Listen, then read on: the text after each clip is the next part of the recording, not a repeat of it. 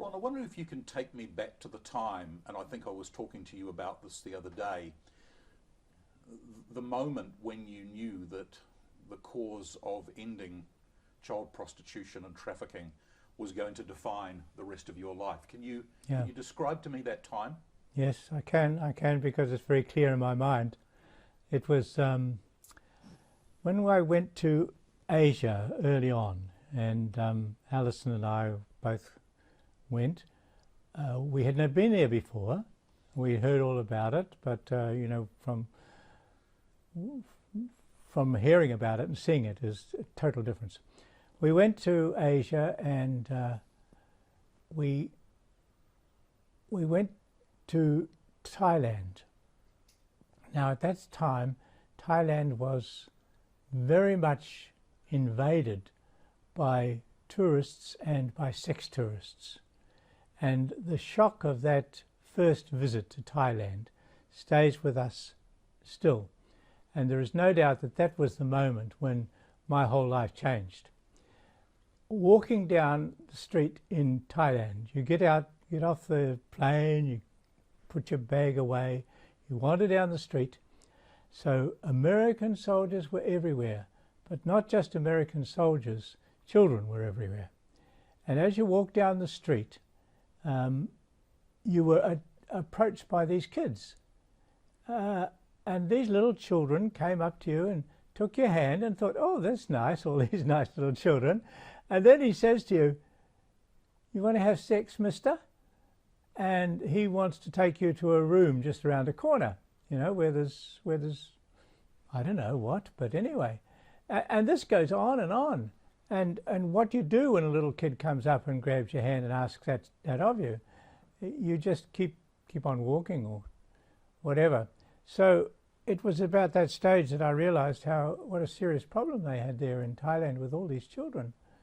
And I knew at that moment that something had to be done to try and reduce the number of kids that were on the street. And something had to be done to change the whole structure of the society. From there I went to see the people in the American embassy and talk to them, because I figured it was pretty well all Americans who were there. And I spent some time with them talking to them because they were equally concerned and didn't quite know what to do with all of this, all of their people on the street looking for little kids. And as a result of that, we made a little relationship, and we decided to find some way of trying to halt it or change it or do something about it. And I worked with them for some months after that, and a lot of other organizations came in groups, and we talked about how can we do something to change this culture with all these children selling themselves on the street like that. In the midst of it all, and I'm not sure if I've got my chronology right, but yes. You went with someone else and you visited a place, yes, ostensibly posing as someone who might be interested in children. Yes. And you saw them and you looked into their eyes, and that was a real light bulb moment for you. Can you recall that? Well, I can recall the first time, yes, I did go into one of the areas where these children were, and yeah, it was a shock to see them, and I suppose it was a light bulb moment for me. It suddenly clicked and you realise this can't go on. You can't treat children like this. Can you describe that place? Because I think that you've written about it, about going in and looking into the eyes of children who you felt had been doped up, and they looked like they were just completely out of it, that they were only sort of almost semi-conscious. Can you describe for me going into that place? Can you remember it? Well, I was reluctant to go into some of the places where the children were, but once or twice with others, because there's quite a group of people who got concerned about this. We did go into the places where the children were and see the children lined up there, and the shock of seeing it is a bit overpowering, because you know it's a certain helplessness about it for them and for you, and they just sort of look with glassy eyes at you, and those looks you can't get out of your system. This is a child talking to you and saying help. I then spoke to the embassy people. I figured this was the best way to start, and I spent some time with them talking about how they should do something to protect the kids and to also talk to their own citizens about what's going on. And they took it quite well. I don't know how far we got, but we did have a few times where we were able to get some support from them. And actually, we set up then a group that we called End Child Prostitution in Asian Tourism, ECPAT. End Child, funny phrase, but you know, you don't know what to call it. And it seemed to be quite reasonable at the time. End Child Prostitution in Asian Tourism. It worked. And people picked it up, and it got used around, and suddenly it was being used all around the world. That phrase now, ECPAT, is used by organisations right through Europe and right through parts of Africa where there's some ECPAT groups. So it's become sort of, you know, a symbol of the concern that people have for these children. So ECPAT expanded a bit after that, and it grew in different parts of the world. But our biggest problem still was what we're going to do there in Bangkok, because that's where I was living. And every day you go down the road and you see all of this, and you talk to your friends and they talk about the kids that are going on, and you can't walk down the street without somebody, you got a penny, mister, or got a dollar, mister, or whatever. And what was your role in Bangkok at that time? What were you doing there? I was called a fraternal worker. This is the churches in America and in Australia, in this case, who had people who tried to find out what was going on, find solutions to an appalling situation. So I got caught up with that, really. I don't think I was anything official. It's just that the whole organisation was concerned about what was happening to the children, and we were just looking for solutions. So you went to the American Embassy, you Yes. engaged some others in dialogue. Yes. What happened next? Well, the big thing that happened after a while was, after some months working with the American Embassy and with others, we realised that something had to be done in a more serious way. And so we discovered that the subculture that we had to explore and discover was a whole group of guys who were making a whole heap of money out of all of this stuff with the kids and so on. And finally we decided we had to have a major conference and bring together a whole lot of people to try and find a solution to this problem. Yes, there was a lot of interest in what we were doing in Europe. That's where we got the immediate concern. And the Swedes in particular were excellent in this area. They convened meetings, and the Queen of Sweden came out and made a big public statement. And once that happened, you know, everything started to fall into place. And so we suddenly found that we had quite a strong organisation internationally that was able to move into the situation in Asia and do some proper research of finding out exactly what was happening, who was behind some of the stuff. And we were able to close down an awful lot of really nasty stuff that was going on. So we had our successes as we moved along. Then it became obviously much bigger than that. It was an international issue. So we had to find groups from all around the world, and that's when we started to set up ECPAT, and I was amazed how quickly everything fell into place. ECPAT's a funny phrase. It means End Child Prostitution in Asian Tourism. And it happened when the Americans and I sat down and said, well, what are we going to do and how are we going to change this? And they said, well, we worked out the phrase. And although it's a bit muddly, it says what we want to do. And it's now called ECPAT, you know, ECPAT. And ECPAT's all over the world, which is an amazing thing to me. At what point, I mean, you had the Swedish conference. What would have been the next sort of, effectively, without trying to use a, who was it? Was it Mao who said it, or somebody, the great leap forward? What was the next really great leap forward in the whole thing, from your point of view, as ECPAT really started to get a hold internationally? Yes, I think it was a lot of the Europeans coming on board, and a number of the bigger organisations then started to put in money and support and said, hey, this is important, we've got to do it. So it just sort of grew of its own nature. I can't think of any significant event that happened that changed our direction. We were always going in pretty well the same direction, and each country developed it according to its own need. But it's surprising how it did spread so far and so fast. So to go to those conferences and actually see not just interested individuals represented, but to see actual governments sending representatives and taking it seriously must have been enormously gratifying.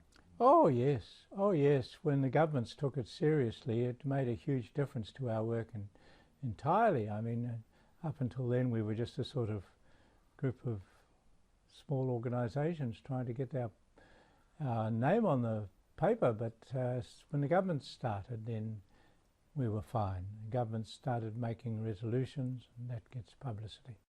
Can you cast your mind back and think to yourself, was there a day, was there a moment when you thought to yourself, dang, we really achieved something there? Yes, yeah, there was a very significant day.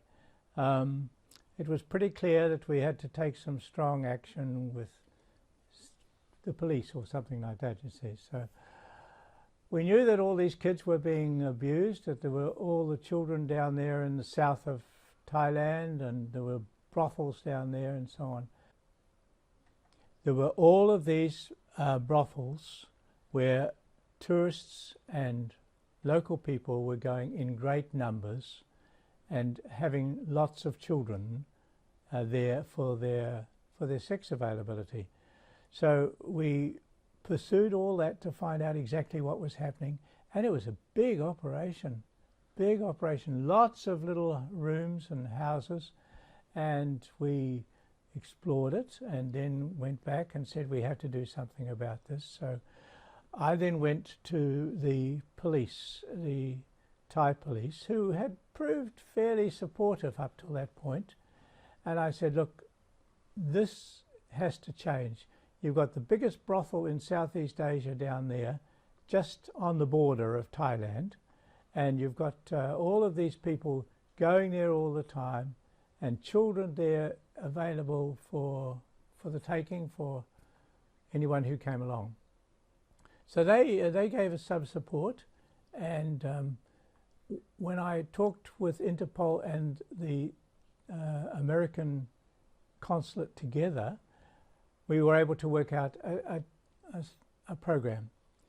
And basically the program was that we got together a whole pile of Thai police and people from Interpol, and made a raid on this thing. Now it took a bit of time to get that, because they were a bit reluctant to go into that, but we managed to find funding for it and support, and so that's what happened. And we made the plan there in Thailand, and basically we ended up with getting the police and ourselves to get a whole lot of cars. We rented cars and we filled the cars with police, and we went down to the bottom of Thailand, where all the brothels were, and then the police moved in, and it was an incredible adventure. We had to find money to help them, actually, because the police didn't have money for that. But with the support we were able to give them, they moved in as a police force.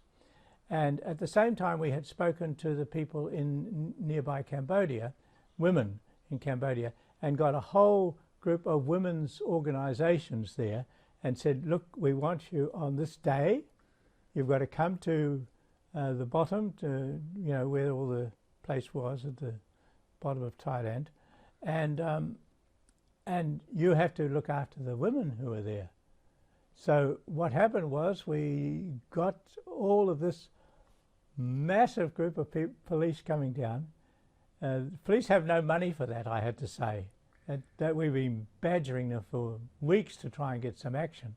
Then we realised, because they had no money, so we went to America and flogged some money over there, brought it back and gave them the money, and they went down as a police force. I didn't go in the arrests or anything, of course. I stood back, but, you know, I wanted to make sure they got there. Yeah, and then they went, and they picked up all they closed down all the brothels. They had a whole pile of medical people and, of course, a lot of women from over the border, and they went in and looked after the children there.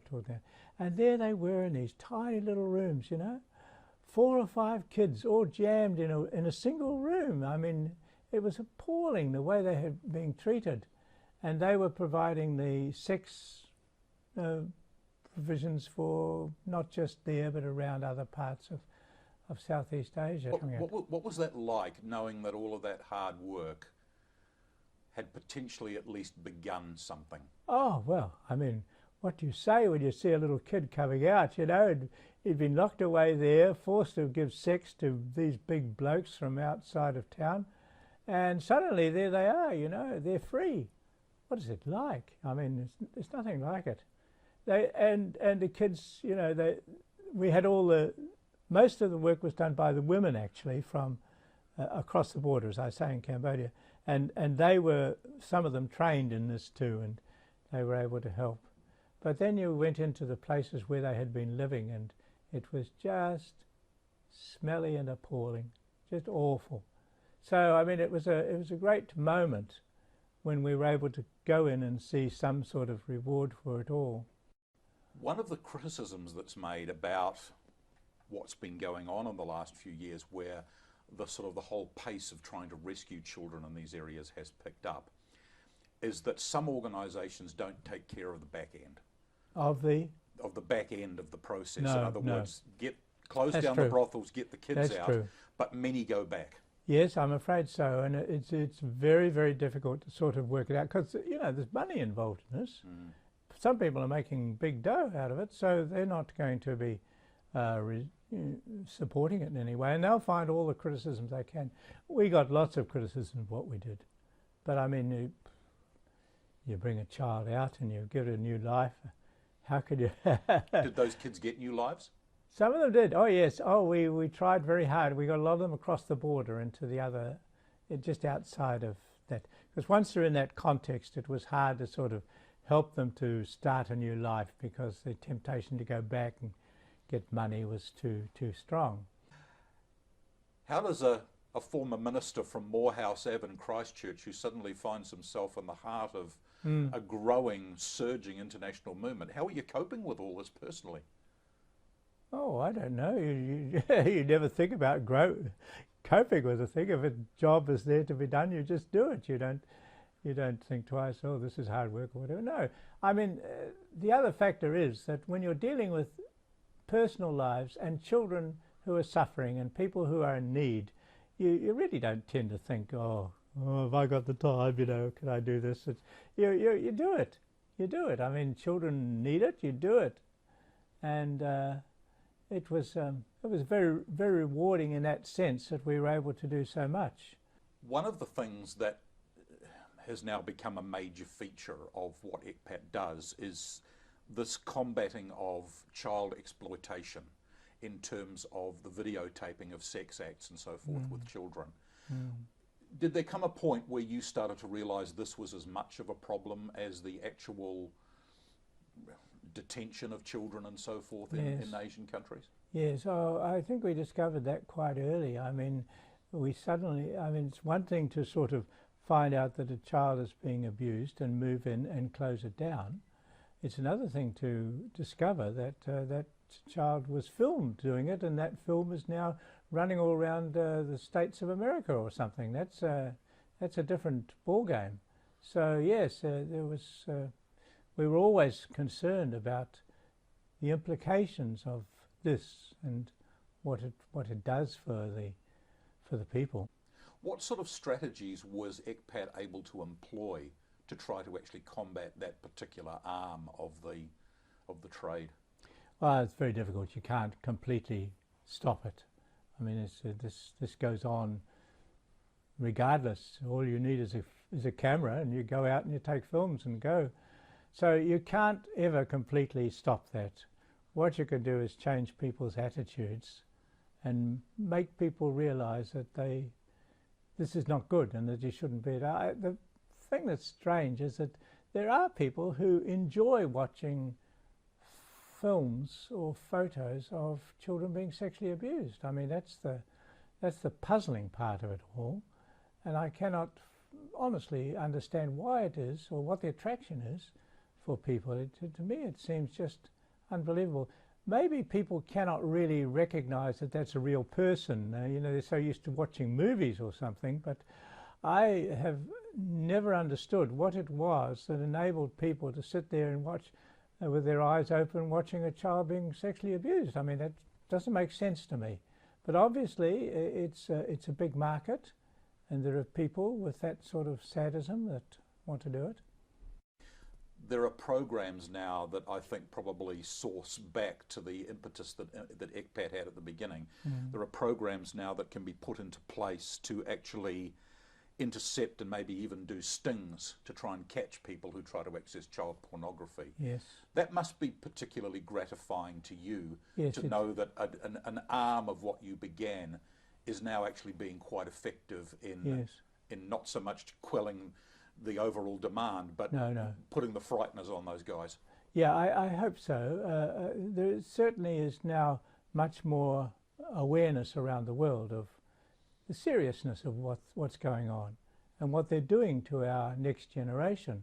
So there is certainly a lot of concern, and I think some of these international agencies are doing a great job in getting the message out to people.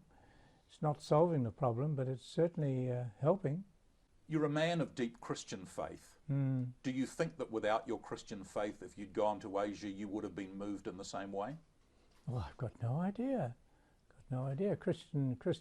Having a Christian faith gives you a certain perspective, and you say that's right, that's wrong, or that's good, that's bad.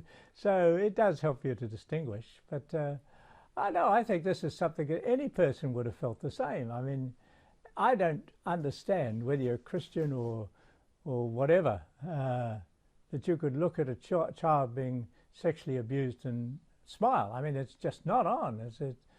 There are some things in human society that are not acceptable, and this is certainly one of them. I think you have to see, if a child is being hurt, stuff it, whether they're religious or not. It's got nothing to do with religion at that moment. That's a child who is in need and needs help, and you've got to do something to help. Where do you see things heading now? I mean, you're coming to the end of your time on Earth. You've been recognised. I think you were either runner-up or you were Senior New Zealander of the Year a couple of years back now. What do you hope that the carrying on of the torch will look like in years to come? Well, it's the protection of children that's the important thing. So I think in any society, you will be judged by how you treat the most fragile in society. It's not a question of, giving knighthoods to the big names and who start organisations. It's a question of who are the people who are helping the kids one by one. And I think that's where our future lies, and I feel very positive about that. How important is this concept of extraterritoriality? In other words, countries having laws which allow them to prosecute their citizens if they do this sort of thing in another country? I think extraterritorial is a key issue in the fight against child abuse, and we said this from the beginning. We tried very hard to recognise that this is not something that belongs just to this country or that country, and it's something that we have to attack as combined nations and find ways together. There's not much use trying to solve the problem in one city and then they move on to another city. Will things in Asia continue to improve? Do you sense that ECPAT and law enforcement are winning the battle? Oh, ECPAT is, Asia is such a huge context. To make prophecies about Asia is going to always be a very risky process. But I have to say that in Asia itself, the changes are very, very marked. And there are a lot of new organisations that have been sprung up in recent years that offer you hope that people are working together for the good of children and society in general. And I think that there's a good future for Asia. There's some wonderful organisations and some wonderful people working together. I think we've turned a corner somewhere, and we've started to realise that the future is dependent upon what we're doing now. You say that you find it almost impossible to understand why people would abuse children in this way. I guess it must be equally hard to understand why people actually go into this business in the first place to traffic these children. I mean, the mind of such a person is unspeakably evil. Well, I can't explain it. I can't explain what it is that would make a grown man or woman look at a child and think money and I can sell that kid for something or whatever. It doesn't make any sense at all to me that people treat children that way. You know, I can't explain it, I don't understand it. I just know that kids are not meant to be treated like that. Do you think you've helped those countries, those societies think differently? Because that was your original, that was the thing that was burning away in your mind to begin with. How can we change things, you know, at the coalface, as it were? Do you think within those countries people are thinking differently about their children now since organisations like ECPAT have become active? I have to say I have no idea. I don't do these things because I'm assuming success or get a medal or something. You do it because it's there and you hope it works. And I mean, it's not a question of what whether you're successful or not successful. It's a question of if there's a need there and if there's a child who's in need and you have some way of helping even a little bit, then you do it. You don't then go back a week later and say, now, was this successful or not? Tick or cross? No, you just do things. Talk to the person who's watching this interview with you somewhere in the world now, who looks at what's going on in the world and has heard some of your stories and is filled with the sense of outrage that such things could happen. What can an ordinary person do? I think outrage is enough. If the ordinary person feels outraged enough, they will find some way to bring changes. I think it's in each community it's different because we all deal with our children in different ways in different countries, and it's a question of what's the best way to protect your children. But it's the protection of them from those who would abuse them that is our key role, and you've got to find ways to do that. And well, I think we know the processes, we know what has to be done. It's a question of organising the people to do it, to protect our kids. Reading at the start of your book, The Ultimate Challenge, I learned some fascinating things about your family here in New Zealand and their origins on the West Coast. And boy, some of them did it hard. Yeah, they did. Down the mines and families of 18 and yes. 10-hour working days and people getting crushed and falling into rivers and so forth. And then I read about you taking a strong interest in what was going on in the Vietnam War, and you marched and so forth. This is probably a fairly broad and not a very specific question, but to become a world-changing person, does it help if you grow up in the soil of great human need and a great sense of social justice? Oh, I'm sure it does. I think what happens in your early years moulds your whole life. And I didn't come from a rich family. I came from a very poor family, and there were struggles. And yeah, it certainly molds you. You don't think the same, no matter how you try.